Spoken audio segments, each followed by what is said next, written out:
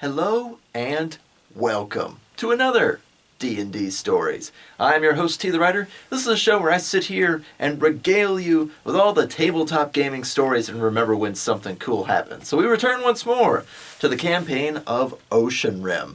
And things have not been going well. The elemental plane of water is rubbing up against the material plane. There are cracks forming everywhere, some far bigger than others, and the Padclaw tribe has been decimated. So we have the unknown number of survivors, we have those that are left at the Thirsty River Rock, and we have, Phudo with the medicine man and the shaman and the wise man, kobold, along with his father, the chieftain, and Stands with a Fist, both of which are pretty badly wounded right now. So we skip forward X amount of time because Phudo and company have fled towards the sea because the crack was so wide and the damage so catastrophic they had to get away before Oceanrim's giant group of paladins or Mages Academy people or whatever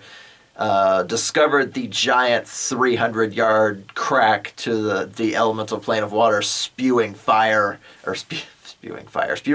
everywhere. It would suck if it was spewing fire, but spewing water everywhere and making the place into a marshy, desolate landscape. Meanwhile, the hundreds of kobold bodies are floating everywhere, and there's really nothing they can do other than run for it. So Phudo and company stop to make camp, and that is kind of where Phudo's consciousness ends. And when he wakes up again, he is in an unfamiliar place, and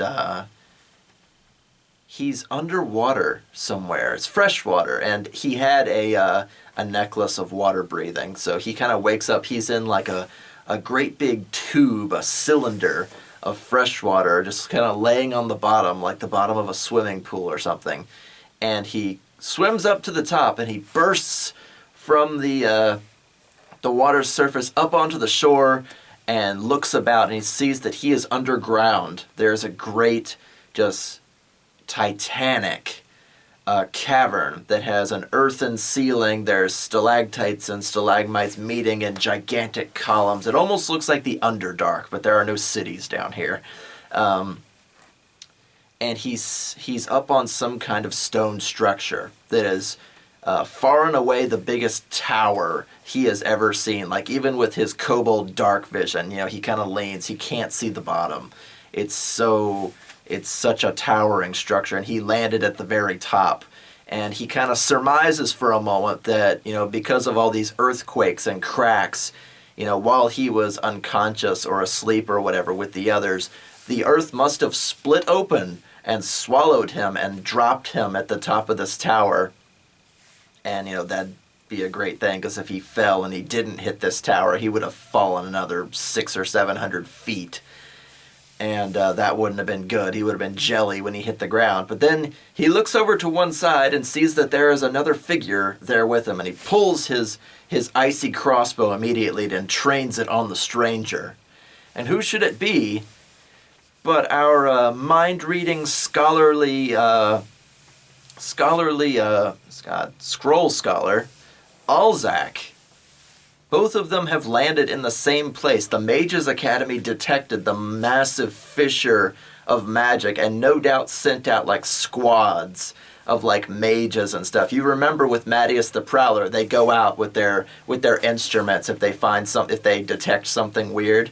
Well, no doubt Alzack was a part of one of those squads, all the dorks in robes running around trying to figure out what all these blooms of magic are that are sprouting up all around Oceanrim, and this one was massive. It was 300 fucking yards long, and the same crack, the same oomph of magic that is splitting the earth open must have swallowed Alzack as well and deposited him at the top of this tower. In the underground. And they look at each other for a few moments, and Alzack must have been awake for a few moments, or a few minutes, but he's kind of surveying his surroundings, and then they both spot each other at the same time, and he whips out his staff. He's like, "Ah, a kobold!" And then, of course, Phudo is like, "Ah, a human!" And, of course, all Alzack hears is, "Kobold! Kobold! Kobold! Kobold!" And he doesn't speak Kobold, despite all of his knowledge, so they yell at each other for a few seconds. "Oh my god, what a monster! Oh my god, what a tall two legs! I should shoot him in the face. I should zap him." And I'm like, oh crap, this might devolve into PvP, and if one of them knocks the other off the tower, there goes that part of the campaign. But finally, Phudo remembers to switch to common, because saying "Kobold, Kobold, Kobold" isn't going to make any sense to this stranger. But, they kind of look around each other and see that their circumstance is not a good one. This is not a place where a lot of fighting would be a good thing, because one wrong move and you fall off this fucking thing. So they get into an uneasy truce where, it's obvious both of them are lost. They don't really have any memory of how they came down here, if there was an earthquake or what shift in the earth swallowed their persons and dropped them on the tallest tower they've ever seen in their lives. Much less who built this place and how it was, under everything. But Phudo and company fled almost all the way to the sea, so it's up near the coast, up near Oceanrim. Darkest at the base of the lighthouse and stuff like that. They were running out all the Oceanrim citizens and specialists that were running out to see what happened left the city behind and didn't search directly around the city. So as closer you are, the safer you are, is what Phudo and company thought. Because they couldn't make it all the way back to Thirsty River Rock with two dying kobold with them at the same time. Then suddenly he's like, "Oh my god, Father stands with a fist." If they'd been swallowed up, they could be dead somewhere. And, immediately that sets the stress into Phudo's mind. And, of course, Alzack has no idea what he's talking about. But we have kind of moved into our next phase of the campaign, where these people that have been playing by themselves, like one-on-one, like duet campaigns, like me as the DM and them as a character, now they are starting to meet and come together. So, Avengers assemble! I kind of wish we could have had Mattias the Prowler, but he did not turn out to be the hero sort, so he kind of bowed out after a while. "I can only show you the door, Neo. You have to walk through it." But they set their differences aside in the name of survival. So they look about, this is a gigantic underground cavern or air bubble, something. Maybe it's like a grease engine or a grease grill, and there's a place for air. Obviously, it's not flooded with water, so they're not under the ocean. Where are they? Why? That was a great question. Why? They had no memory of how they got here. But as they kind of went on, it was implied that there was another earthquake. So no doubt there's another giant crack somewhere that split the earth open.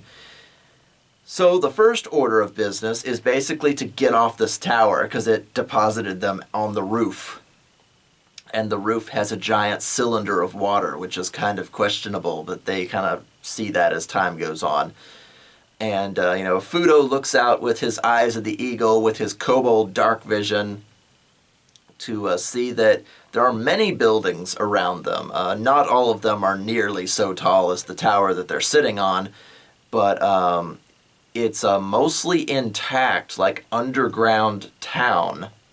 And there's butcher shops and buildings and warehouses and all kinds of stuff. And he describes all this to Alzack because he can see way farther in the dark before Alzack, casts a light spell. So his poor human eyes can actually make sense of what's around him. And Phudo tells him all these things, these warehouses, these big, square buildings that were probably meant for storage, all these lineups of crates and boxes and things like that. And he goes, "Phudo, you're describing a docking area or a lost district of Oceanrim." And then his eyebrows kind of go up, because Alzack knows the history of Oceanrim. 700 some odd years ago, a great calamity sent an entire district of the city into the sea, and tens of thousands of people died. It's intact. Not only is it intact, it's underground, and it's looks undisturbed. Like the buildings weren't destroyed, the tower they're on didn't fall. It's like the whole thing just went poof, down, and then the earth kind of swallowed it up in this weird bubble that it's been sitting there untouched ever since. And they look at each other and go, "This is the lost district of Oceanrim." Something, children grow up hearing this story. They have a new docking district now where all the ships come in and they unload their cargo, and there's new warehouses and stuff like that. But there used to be an old one that sank into the sea 700 years ago. This is it. It's like an archaeological find or a pharaoh's tomb, or the city of Atlantis, or at least part of the city of Atlantis. If you found it underground in a giant cave, oh my gosh. And Phudo kind of looks up at Alzack, because Alzack is twice his height. Kobold are quite small compared to humans. And he goes, first of all, we've got to get off this tower. Second of all, we got to get out of here. Because, I'm only carrying this much food, and I'm sure you're only carrying some food, if any at all, on your little field trip.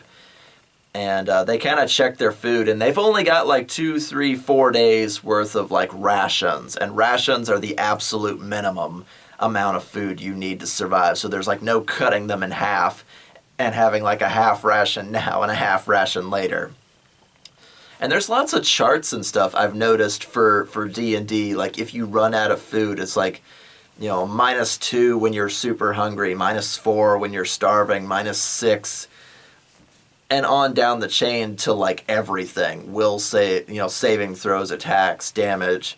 If you don't keep your character well fed, you suffer a lot of penalties, especially beyond like the second day or so, because, big strong warriors or powerful wizards, etc. You gotta eat, and they've only got a couple of days worth of food, so they gotta move.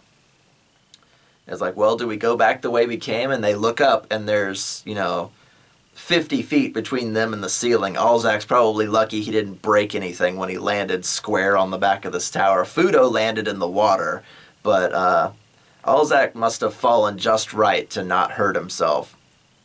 And we kind of hand-waved that so he didn't start the game with a third of his health. But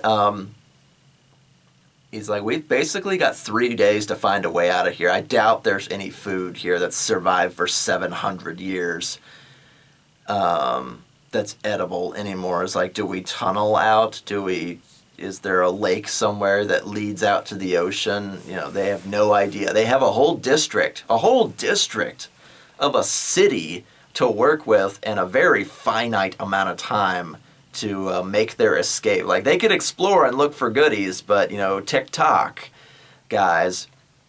So they decide that the first order of business is to, they kind of declare an uneasy alliance between human and kobold, and they decide the first order of business is to work their way down the tower and get to street level. Now, again, Phudo looks out over the buildings to see if there's, like, any form of, like, cavernous exit or further spaces, but as far as he can tell, it's a portion of a city. He can't see across it, even with his dark vision.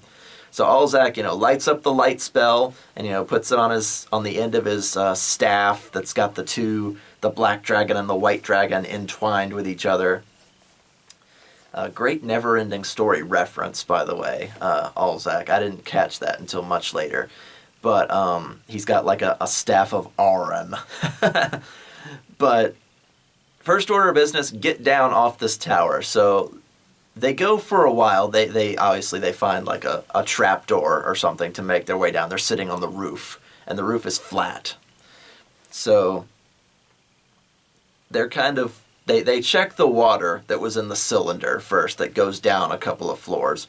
It's fresh water, so they fill up their they take a big long drink and they fill up their water skins, etc., etc. It's like this, resources might be a thing down here, and if this is fresh water, hey, great. And remember, Phudo got a birthday present where he got a compass that always points to fresh water, so he kind of waved it over at it, and the circles or the arrow spins, and it's like, okay, it's safe to drink, it's fresh water.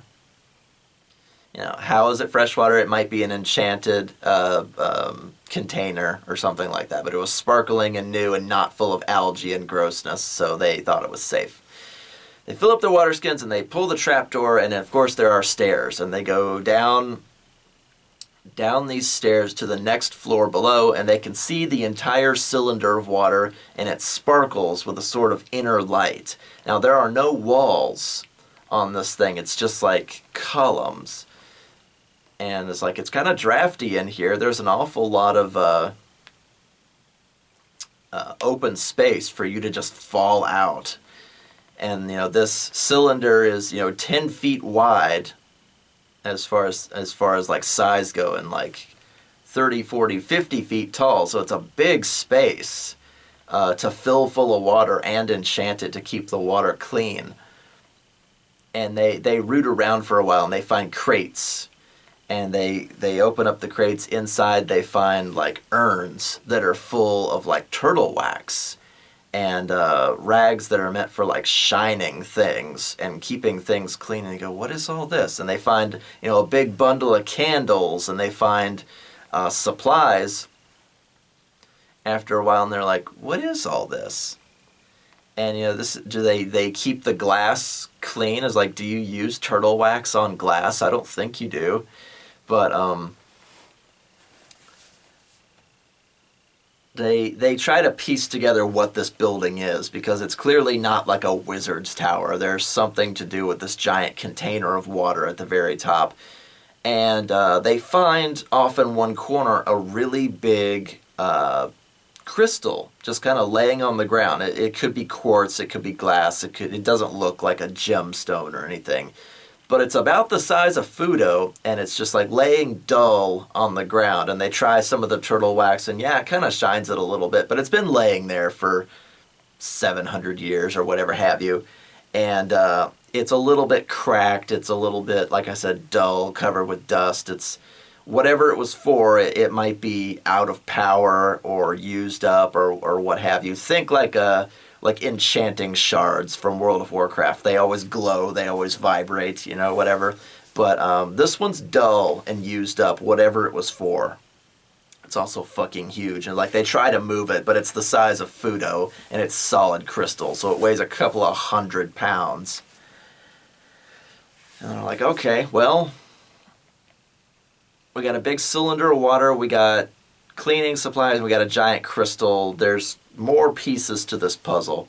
And they turn around to, keep going down the stairs, and there is a figure standing at the top of the stairs. He's tall and super skinny. He's like 6 or 7 feet tall. He's got a top hat and pale skin and long fingers. He looks like Slender Man at first. But he's got a drawn, kind of gaunt face and eyes with no irises. Like he's got his eyes rolled up into his head, and his mouth is stapled into a smiling position. He's got metal bits holding his mouth up and open onto his cheekbones. And they're like, what is that? What is that? And he's dressed to the nines. He's got like a nice like lord's outfit with tails on it, and it's all black. He's got nice shiny shoes, and he stares at them for a while, and he lifts up one of his little spindly arms, and he kind of strokes his chin for a moment, and he speaks to them in this weird voice. He goes, icy spikes of downward thrust, shining spears that never rust. And he starts down the stairs. And of course, Phudo and Alzack rush after him. Who are you? What was that? What are you talking about? And they go to the top of the stairs, and they watch him as he's going down the stairs. He fades out of existence like a ghost. And they kind of look at each other like, what kind of magic was that? Wizard. Phudo kind of looks up at him and is like, I don't know what that was, but we're clearly not alone here. And just the horrific, they could see up into his cheeks, because I was like, you want Cenobites? Because that's how you get Cenobites.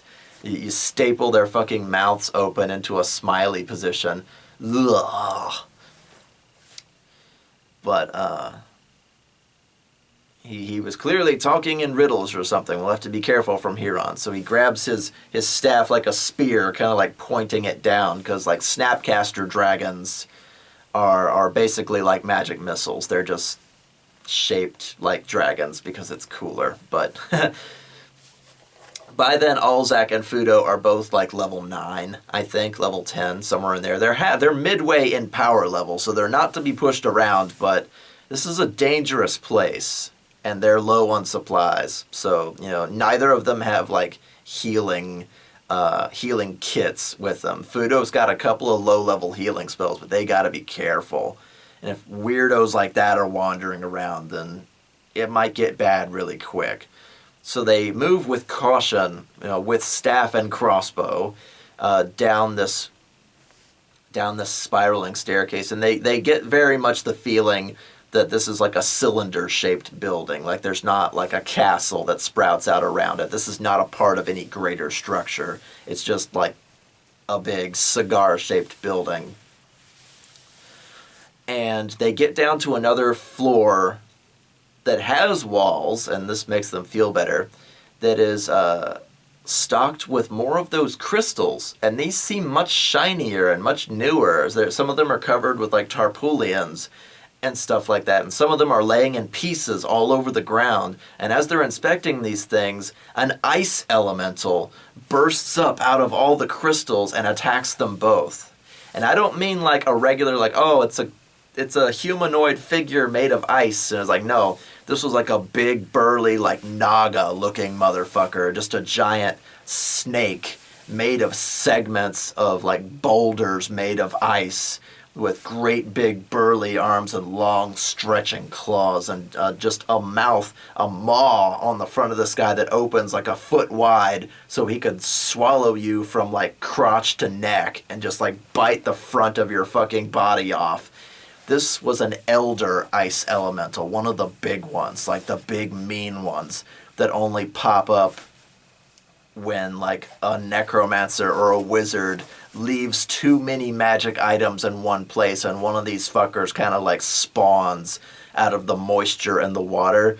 Well, whatever these crystals are, this guy didn't come from the elemental plane of water. He kind of like spawned out of all this magic shit that got laid around and wasn't taken care of. So he was supercharged with whatever these crystals were and charges in to attack these guys. So what does Alzack lead with, of course, is a fireball spell. Boom!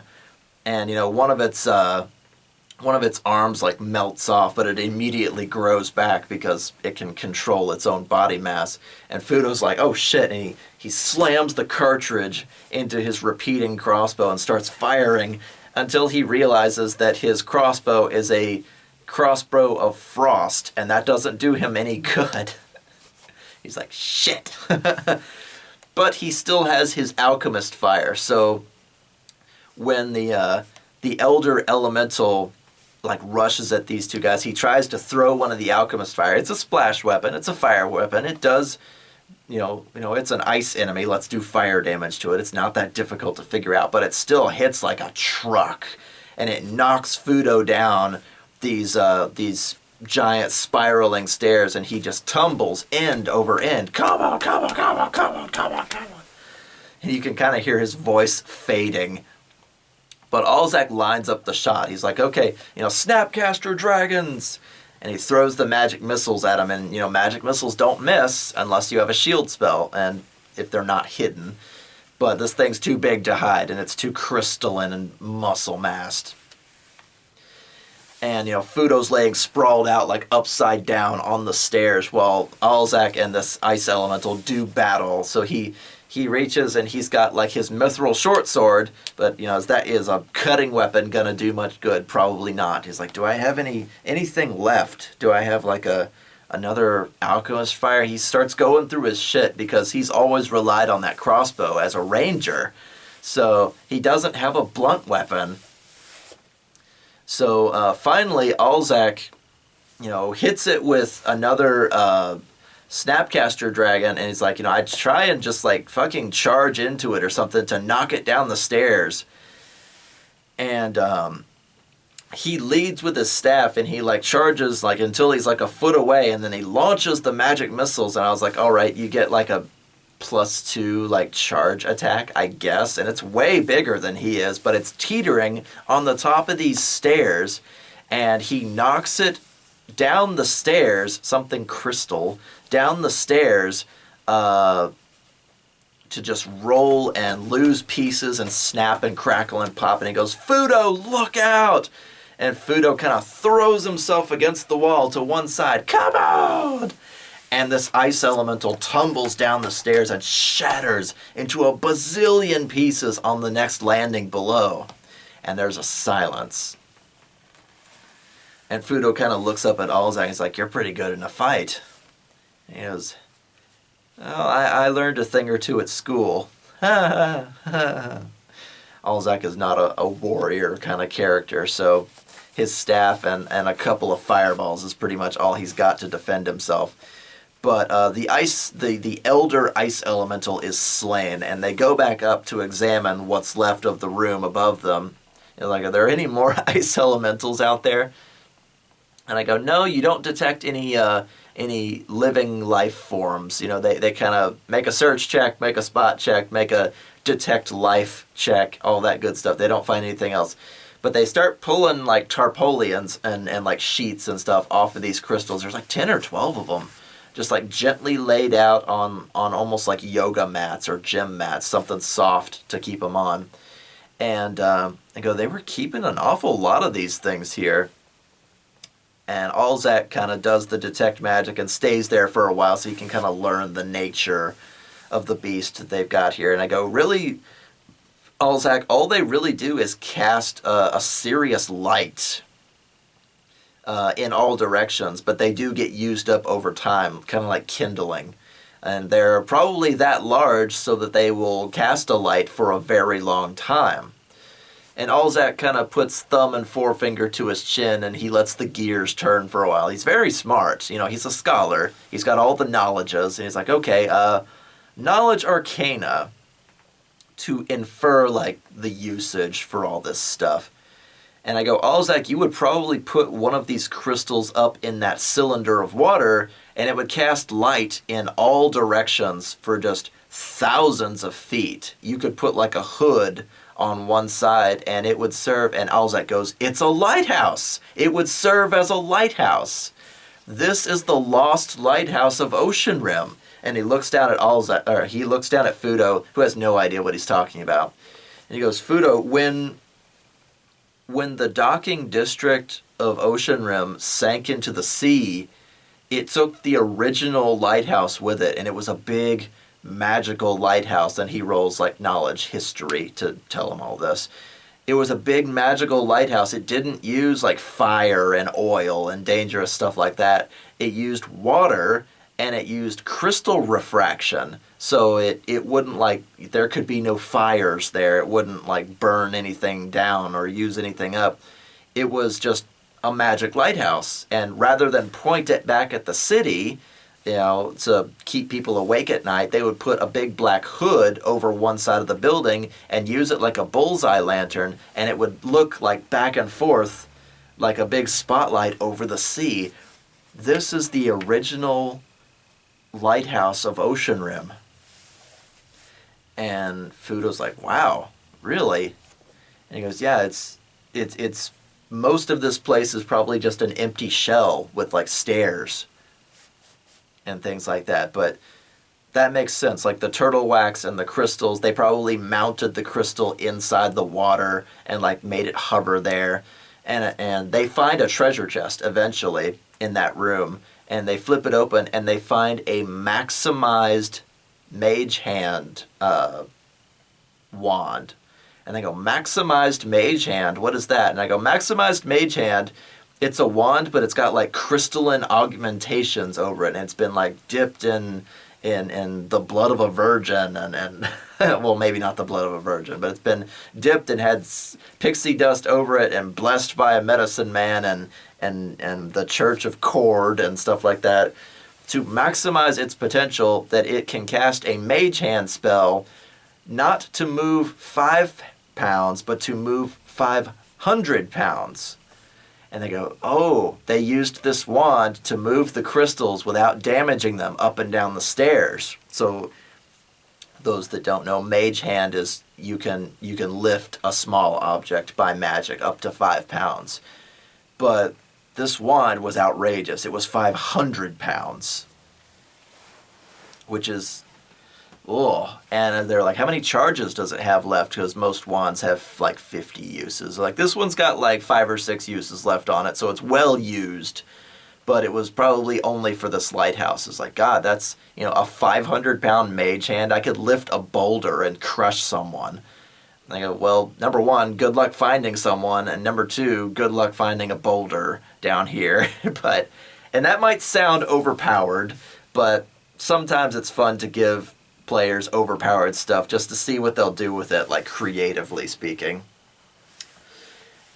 And obviously, Alzack kind of pockets the wand because lifting 500 pounds with no effort on his part could be very useful in the meantime. And Phudo kind of looks down at the remains of the ice elemental and kind of remembers the strange figure in the dark who spoke to them. And he said, Alzack, you remember what the guy said before we came down here? And Alzack goes, no. No, he doesn't. And he said, icy spikes of downward thrust, shining spears that never rust. And he goes, that's icicles. That's an old riddle. That's the answer to that. And then down here is an ice elemental. And he goes, maybe he was trying to warn us. It's like, he looks super fucking creepy, though. We probably shouldn't trust him. But if he's trying to warn us on what's ahead, this tower might be infested with other things that crawl or skitter in the dark. We should see if we can't catch him off guard next time and make him talk to us. So they gather up, they've got their crossbow and staff, and now they've got the wand of magic missile. And of course, Alzack stops to kind of sketch the monster on some paper because he's ever the studious scholar. And if he brings back, I saw this ice elemental doesn't match anything, he can do research later because he's a big nerd like that. But he makes like a sketch of this muscular, like naga-shaped elder ice elemental before they move down to give Phudo a chance to catch his breath because he got thrown down some stairs. But Phudo chugs one of his potions and they go onward. And eventually they see that really tall, staple. Eventually they called him the Smiling Man. So that's just what we'll call him. That's a reference to an old creepypasta. You can look that up, called the Smiling Man. But eventually they see him on the spiraling stairs that go down this massive building. And he goes, it would be a shame for me to admit that I have a bat in my belfry. And he starts walking down the stairs again, and before their eyes disappears like a shadow. And they go, this guy's just getting creepier and creepier. All right. So Phudo keeps his crossbow trained like they can look down. Like there's no railing here. This is an old-fashioned kind of lighthouse. There's just the stairs. There's no railing, no stops to keep them from just falling off to one side. And the carpet's nice, at least. It's a black plush carpet that they walk down for like 50, 60, 80 feet down these stairs until one side of it begins to curl onto Alzack's shoes. And he kind of pulls at it for a second. The hell? And then it grows a mouth and teeth, and it tries to jump up and grab him because the carpet that they're walking on is a giant group of cloakers. The flying manta ray things that pretend to be like tapestries or cloaks or capes, or in this case a carpet, until prey walks up to them, and then they grab you in their like fabric-like embrace, and they're just like a giant mouth on a blanket. That's all they are, but they've also got little beady little red eyes. And it tries to grab him, and he dodges out of the way just in time, and Phudo like barrel rolls forward down these stairs until he can stop himself. And like 6 or 8 of these fucking things, this was like a colony of cloakers just like take wings, screeching and flapping and flying all over the place in this confined area. I was like, Alzack, do you have any fireballs left? No. Fuck. So, of course, Phudo slams the cartridge in and starts going through the group, or through the colony of them, with his repeating crossbow, shooting as fast as he can. But piercing weapons don't do a lot to cloakers this time around, because they're so thin. They're like fabric. It's like if a dragon has its wings open and you shoot it in the wing, it just kind of goes through the membrane and doesn't really hurt them very much. And Alzack's like, I have another spell here, Black Tentacles! And he waves his staff up into the air, and a mass of, like, molten hentai Cthulhu tentacles just bursts into existence, and it grabs all of the cloakers except for one, which goes after Phudo and starts crushing them in its embrace. And I was like, Jesus Christ. It gets to a point with me, with just as a DM, looking at what Alzack's magic is and what he does, is like, he is not lawful and he is not good either. I have a hard time classifying him. And I know I kind of shat all over him the last time we talked about him, but like, some of the spells that he picked were really scary. And I think Black Tentacles is like conjuration magic, but still, I think it should be under necromancy, because it's fucking scary. These big, muscly, oiled things. Like, we've seen enough hentai to know where this is going, but it's cloakers, so it grabs up these fabric monsters and starts just gripping them so tight that they start choking them out, and they start like tearing themselves to pieces, trying to get out of this like horrible tentacle embrace. Meanwhile, Phudo is down there with just the one, and is like leaning out over the stairs with his mithril short sword, waving it back and forth. But this thing doesn't quite go close enough until finally Phudo swings and he rolls a 1. And I go, Phudo, make me a reflex. 1. And I was like, all right. You careen off the stairs and down the spiraling stairs, like the center where there's nothing to land on, for like 50 or 60 feet, and you land at the bottom of the chamber. Give me a fortitude save. And he rolls like a 6. I was like, your leg's broken. You're a statistical impossibility. You keep rolling that low. Your leg's broken. And we roll it off. He loses like 3/4 of his health. Oh, my leg! Come on! Come on, my leg! Come on! Meanwhile, Alzack's up there fighting this entire group of monsters all by himself. Like, this must have been his trump card to like fight big groups of enemies, because he's a squishy wizard. But Alzack's like, okay, I cast, it wasn't fly, what was it, levitate?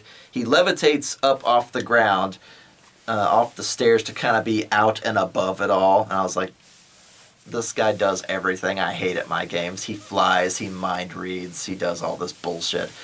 But it wasn't a fly spell. He could only go like up and down. And if he gets struck, he would go back to the ground. But he levitates, which is a nice sidestep to the rules that I gave him. But he levitates up to kind of be above this battle and starts like Snapcaster Dragon, magic missiling down into the fray, while these cloakers cannot get out of these tentacles. They're too strong. And one by one, they are torn to shreds, and it just kind of rains like tatters of fabric and bits of blood and teeth around Phudo, where he lays on the bottom of the chamber, just kind of sprawled out with a leg bent in a wrong way. And Phudo kind of like leans over. He's almost in shock. Like, he hit the ground so hard he bounced a little bit. And he aims his +2 frosty crossbow up at the one cloaker that he was trying to fight. He misses. He doesn't hit Alzack or anything, but he misses anyway. And Alzack, has to chase down the last one with Snapcaster Dragon missiles and kills those two before the chamber just kind of goes silent and the black tentacles have like served their time. They just, my God, what a spell, I'm just glad he didn't start throwing more fireballs, because fireballs in an enclosed space are never a good idea. But he kills all these cloakers basically by himself.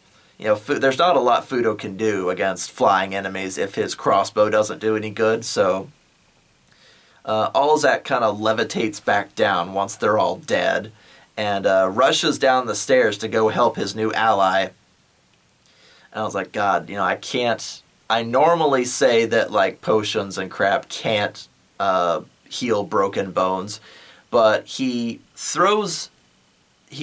drinks down a cure serious wounds potion, which I think is like the 3d8 or the 4d8 version, and he rolls maximum, which was very lucky. And I was like, all right, well, you recovered more health than you lost, Phudo, so I'm going to go ahead and give you the mended bone. Like, he rolled really, really well, if not maximum, to recover more hit points than he lost. And I was like, okay, your leg is mended, you're fine now. But what a fall. And they open the new doorway. They kind of check to see if there's anything else alive, a tapestry or a carpet or anything, but detect life gives them nothing. So they go on to the next doorway, and they go in, and they go down a couple more stairs, and they find themselves in the lighthouse keeper's common area. There's some sectioned off areas with beds and chests and things like that. And they find letters from people's wives and children. They find candles, stuff like that. Personal effects of the guys that used to work here.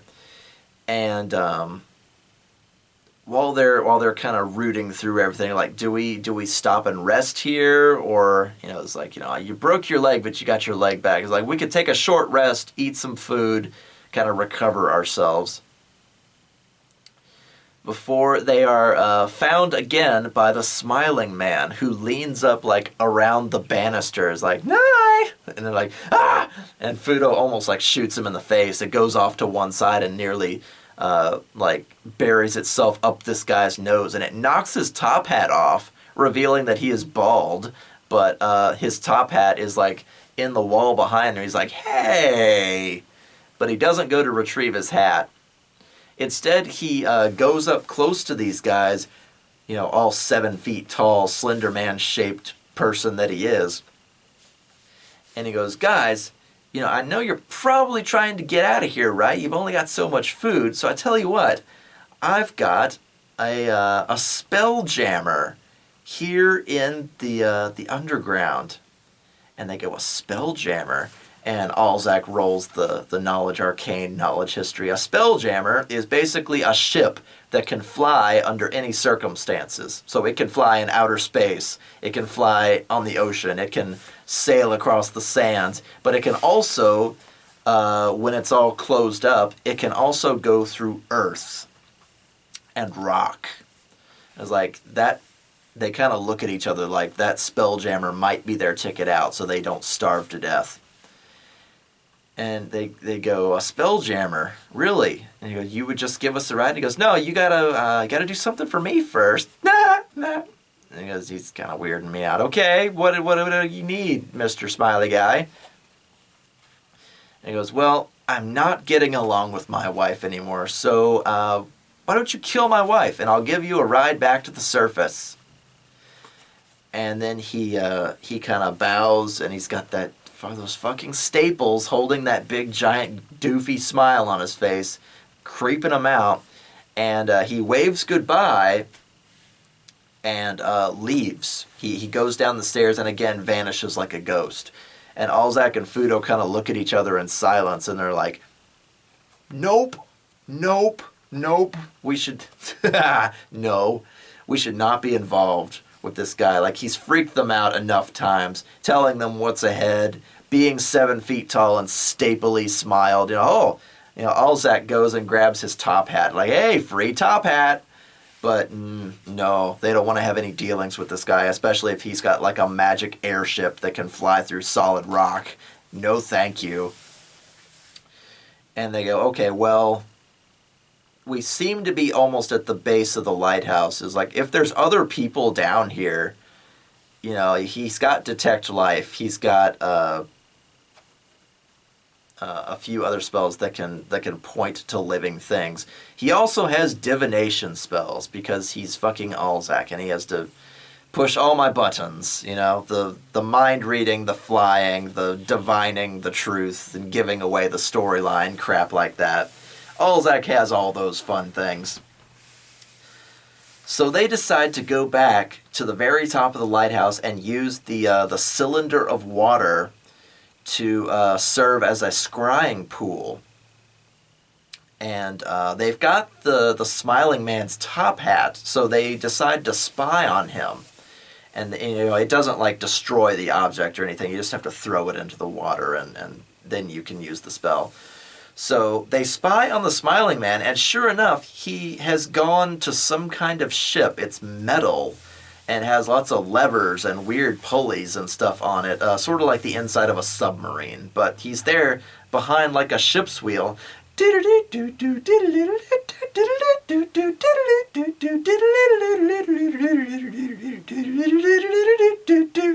Like he's just having his own fun. Like his brains are SpaghettiOs. Clearly, he must have just stumbled across them and offered them a ride for free. But he is not home. The lights are on, but he is not home. He doesn't seem to be of evil intent, but he's kind of freaking them out. So they pull the top hat out. They kind of shake the water out. And Alzack's like, "Should I wear this?" "No, you shouldn't." "Okay, I put it in my bag. I'll wear it later." "No, you shouldn't." He puts it in his bag anyway. And Phudo kind of suddenly realizes, Alzack, you can spy on other people that are far away. Could you spy on Kobold? And he goes, "Well, you would need like an object that belonged to them, or like a really good description or something like that." And Phudo pulls off his cloak of elvenkind. Now, if you remember back during Phudo's birthday party, Stands with a Fist gave him the cloak of elvenkind, so it used to belong to her. And I was like, you know what? Yeah, we can count that. It was an important object that belonged to her for a period of time. And they throw the cloak in, and again, it doesn't destroy it. It just uses it like a focus point. And Alzack's like, "All right, we will try to find your Stands with a Fist," and he kind of waves his hands and he casts the spell. And they lean over the pool, and they see that Stands with a Fist and the Chieftain have made it all the way back, or rather, Stands with a Fist, the Chieftain, and the Wise Man have made it all the way back to Thirsty River Rock. It's like, and Phudo's like, "Gosh, how long were we unconscious? That's like a day's journey at least." From the coast where we were all the way to Thirsty River Rock, that's like 8 hours. Plus they're dragging Stands with a Fist and the Chieftain around. They must have run into other kobold. And his eyes light up and he goes, "Other kobold? That means not everybody died in that giant cataclysm. There must be others." And, Alzack kind of waves his hands around like Doctor Strange, like trying to move the camera. And he sees that Thirsty River Rock is actually kind of crowded right now. It's not just the 20, 30 some odd settlers. There's a couple of handfuls of kobold, like at least, 50, 60, 80 kobold in total have made it all the way to this new place. And all of them knew about it because they were all at the birthday party when the Chieftain handed down, said, "Hey, go inland and find a good place to set the flag and make a new kobold burrow." And no doubt Phudo sent messengers back and forth about their progress for a couple of weeks. So it all kind of came together that they all needed to go inland, away from the old burrow, which was destroyed, to the Thirsty River Rock. So there were survivors to the Padclaw Cataclysm. And he's like, "Oh, there's a bunch of kobold. Look at all the kobold." And he's kind of like tugging on Alzack's sleeve, and Alzack's like trying to hold the spell correctly. He's like, "Don't tug on my sleeve." "Ah, damn." And the image vanishes, and he has to pull the cloak and like wring it out, and Phudo puts it back around his head. So Stands with a Fist is alive. We know that. No sign of the Chieftain. but there are a lot more survivors than he gave credit for. So there's somewhere in the neighborhood of like 50 or 80 survivors out of the original like 600 or 700 kobolds. So, you know, a 1/8 survival rating or a 10% survival rating is better than complete annihilation. So, you know, they can rebuild. They have the numbers. So, you know, whew, they're not just going to use Stands with a Fist and Little Miss for breeding purposes. That's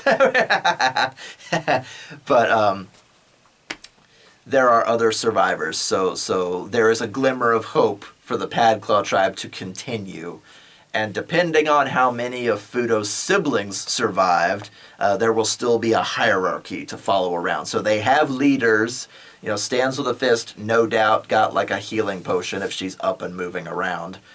They have warriors. They have hunters who were no doubt not home when the earthquake happened. They've got children, so there's a little bit of everything. It's just a much, much smaller tribe now.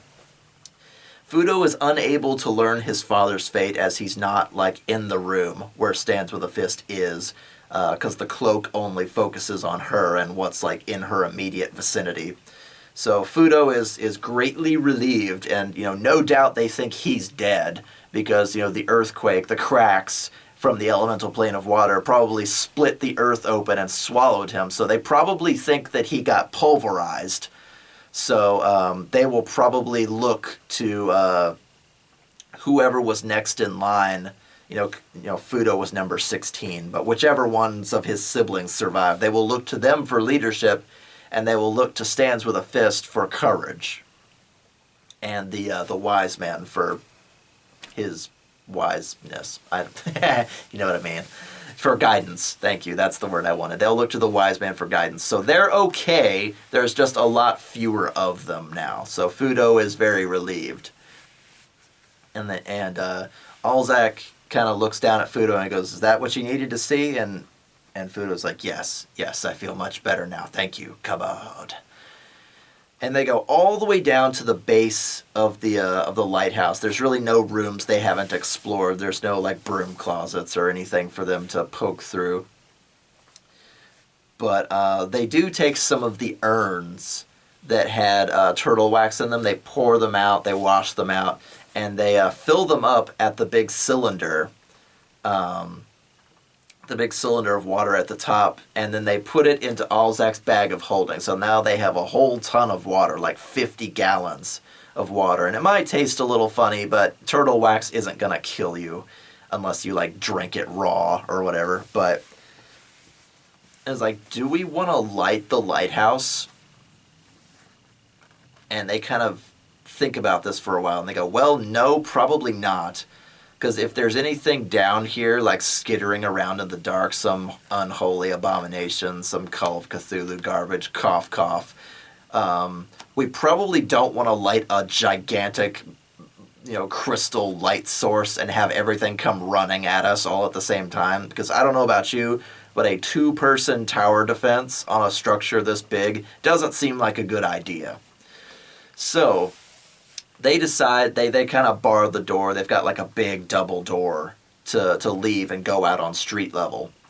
And they go, okay, well, why don't we rest here and, you know, recover our hit points and eat and recover our spells and everything.